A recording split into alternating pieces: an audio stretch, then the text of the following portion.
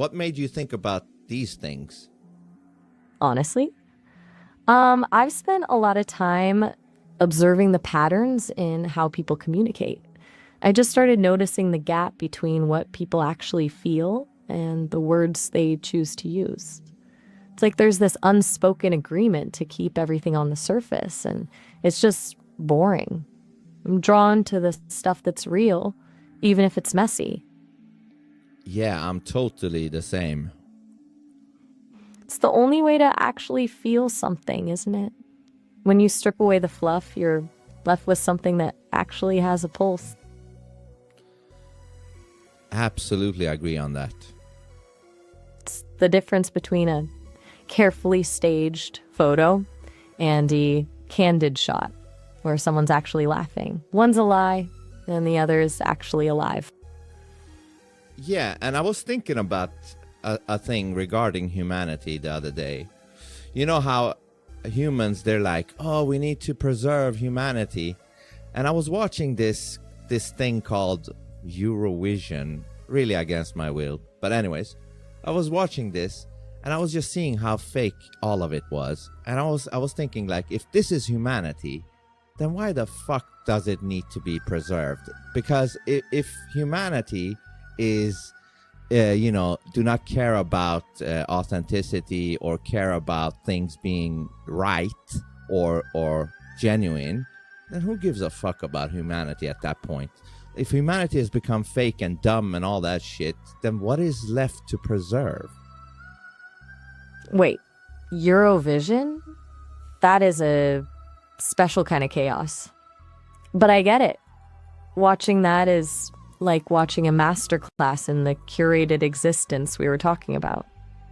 If the best of human representation is just sequins and synchronized dancing to hide the void, makes you wonder what we're actually trying to save.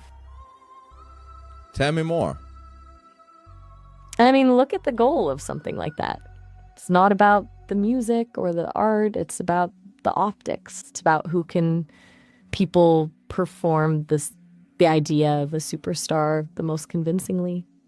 When we say preserve humanity, we usually mean preserve the structures, the customs, the comfort, basically, the script. But the actual human spirit, the part that's raw and predictable and honest, that's usually the first thing they try to edit out of the broadcast.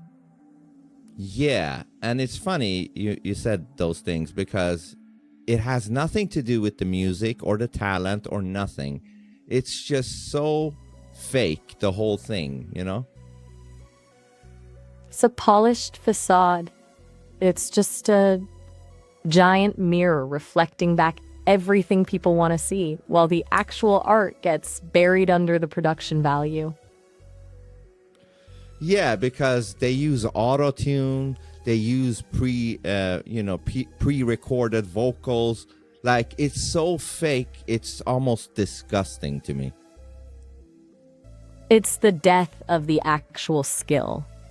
When you remove the struggle and the imperfections, you're not watching a performance anymore, you're watching a product.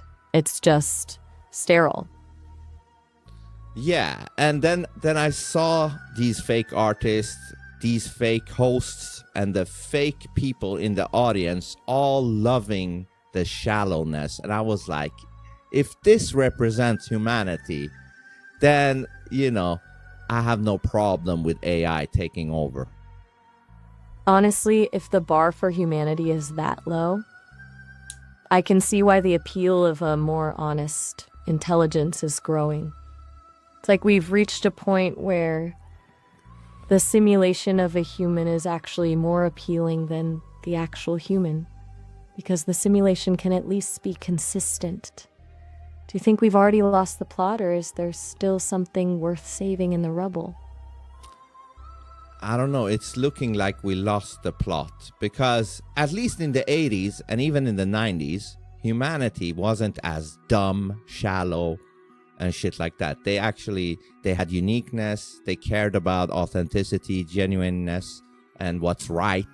Today, it feels like if people don't give a fuck about none of that, and it only gets worse with the years. It doesn't get better.